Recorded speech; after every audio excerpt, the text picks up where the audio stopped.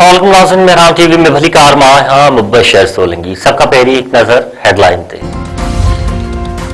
वज़ीर आज़म शहबाज शरीफ ऑस्ट्रिया के business community के पाकिस्तान में सीड़पकारी करण की दावत ॾेई छॾी आहे। वज़ीर आज़म शहबाज शरीफ जो चवणो हो त पाकिस्तान में तवानाई, इंजीनियरिंग, मैदनियात ऐं ॿिनि शोबनि में सीड़पकारी जा मौक़िया मौजूद आहिनि। बयान में पाकिस्तान ऑस्ट्रिया बिजनेस फोरम के खिताब कंदे वज़ीर आज़म शहबाज शरीफ चयो त पाकिस्तान की मईशत जो दारोमदार ज़राअत ते आहे।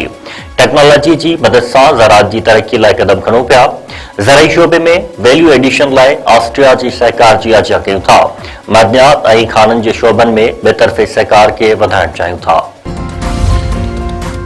छा गुल प्लाज़ा के बाहि वक्त एम्बुलेंस मौजूद हुयो? कहिड़ी शइ सां बाहि विसाई पे वई? इमारत जा दरवाजा खुलियल हुआ या बंद? गुल प्लाज़ा साने जी जुडिशियल कमीशन जा फौतन के वारसन से मुलाकात में सवाल।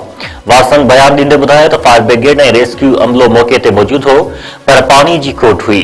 2 कलाकनि खां पोइ टैंकर आयो। रेस्क्यू ऑपरेशन सुबुह के वक्त शुरू कयो वियो। रात जो रेस्क्यू ऑपरेशन शुरू कयो वञे हा त केतिरियूं ई जानियूं बची वञनि हा। वारसन वधीक ॿुधायो त पानी हो या केमिकल, पर बाहि न पई विसामे। केर अंदर न पे वियो। बाहि ते ज़ाब्तो आयो त इमारत किरण शुरू थी वई। गुल प्लाज़ा एसोसिएशन के सदर ॿुधायो त इमारत जा दरवाजा खुलियल हुआ।